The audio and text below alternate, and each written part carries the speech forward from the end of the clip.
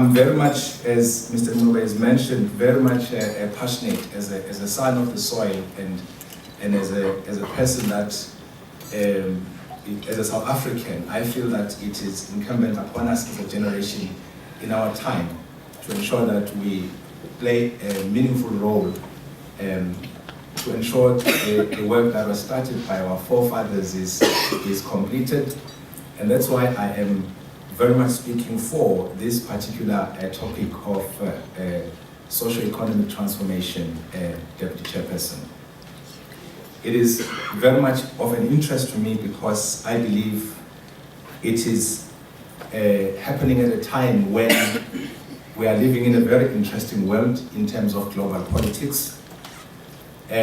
We have recently received a report, I'm sure many of you must have read it if you follow such types of reports, from PricewaterhouseCoopers, which basically stacks countries across the globe in terms of how will they be doing in the next 13 or so years, which is pointing to 2030. I was reading that report with such interest and excitement because I first of all saw that the biggest economy in 2030 will be China, even as we know that China is big in terms of power purchase parity, though it's still small in terms of the sort of GDP, the gross domestic product to America. At the time of 2030, we are told that China will be sitting at $38 trillion in terms of GDP, from about $12 trillion where it's sitting at the moment. And America will be sitting at about $23 or so trillion, and from $18 trillion where it's seated at the moment. And India would have moved up very dramatically to the third place at 18 or so trillion dollars in terms of economy. But what I was very interested in was my country, South Africa. South Africa is mentioned amongst the top 32 countries in the world at that time.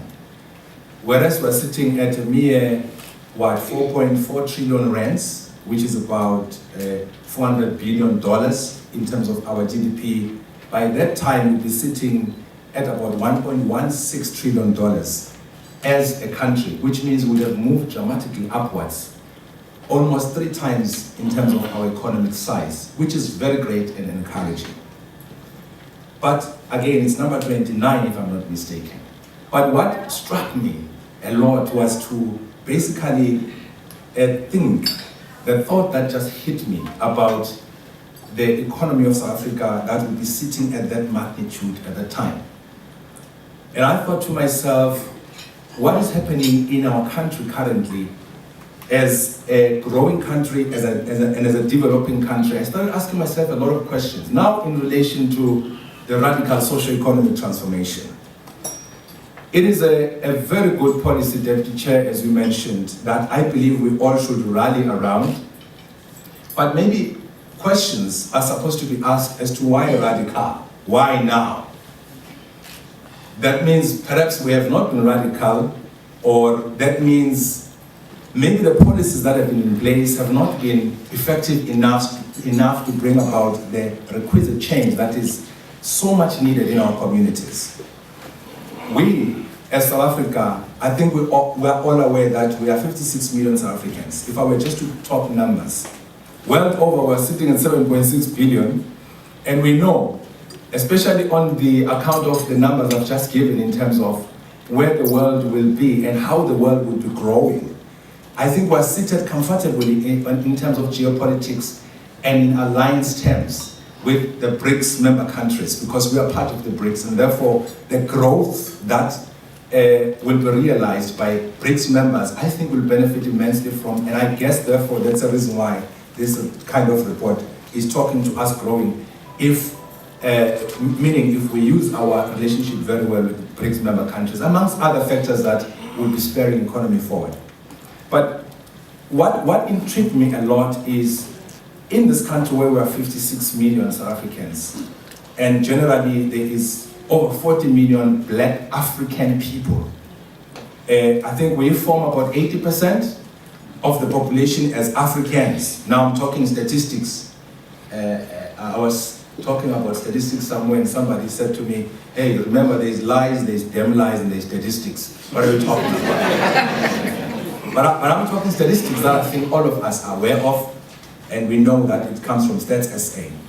And we're sitting at that 40 plus million Africans, and you've got Indians sitting at about 1.2 million, which forms about 2% or so of the population, and Africans about 80%.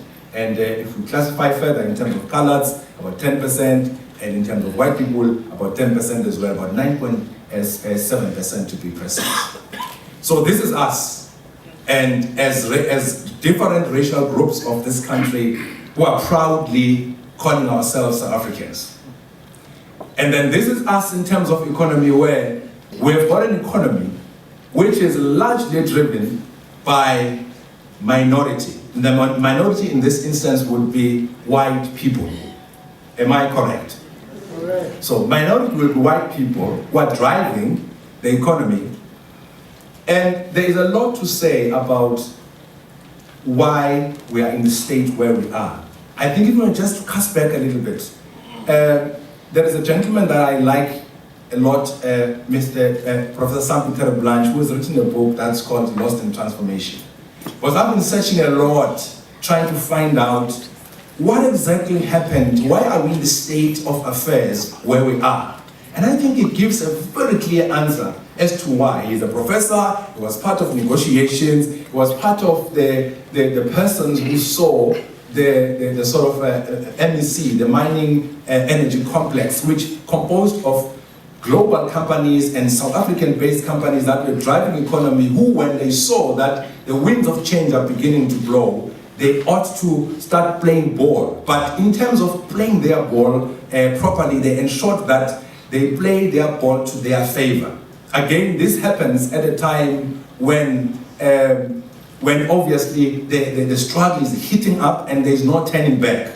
So the apartheid government realizes that we're in trouble, we better give in or change the situation, otherwise we are going to lose. But they come up with some very cunning and not so very good negotiations together with our leaders. You know, I think the program director, it's very important to cite such issues because, you know, in my culture as Muzulu, Alaba Zulu, I do know that when an elderly person has got some secrets and is about to die, he would normally call some few members of the family to basically offload because he's about to cross over to the other side of the world. And then he would normally, or especially if he or she or he would normally give this secret and say, by the way, I'm going to you don't belong to the Xaba family, but you are Zulus, you are Nomalos, and therefore please keep that and know that don't get married to those people, etc. Because these are things that are secrets that happened somewhere before. But you know, they set on them so as to bring about this cohesion. You know this cohesion. Now, we are talking about social cohesion here. There are a few things that I think we need to be very honest about in terms of why, for those that are now pushing for us to move on the trajectory of radical socio-economic transformation. I think our president is very clear about that and he's been very vocal about it, and I support that idea. But I think for many people who were part of discussions during the mineral energy complex from 1984 coming this way, they've got to tell us the truth. What was happening in those codesas? What exactly are the secrets that were held from us as a young generation? Because the truth of the matter is people and young people are beginning to ask questions, especially the majority of the people in this country who are sitting at the bottom rung of the economy. It is so difficult and intricate, this system, that you are not going to succeed the way you are supposed to succeed in a free country. Yes, within the culture of multiculturalism, within the very nice concepts and phenomenons of diversity. We are having a serious challenge, Deputy Chairperson, in terms of understanding this concept, because it may as well become just another rhetoric, which is not going to address the real issues because we are scratching on the surface. when, as Professor Terry Blanche posits, that there was neoliberal policies that were pushed into the country and the Americanization of our economy, which meant that it was well orchestrated and wired up nicely to ensure that it's going to benefit a few black elites, which black elites will rise and basically become protectors of the same system. You see, this thing is well crafted so that they in turn, because when we start fighting for a fair and just equitable economic system, we are going to start confronting each other as black people as well. It becomes a black on black violence, as it were.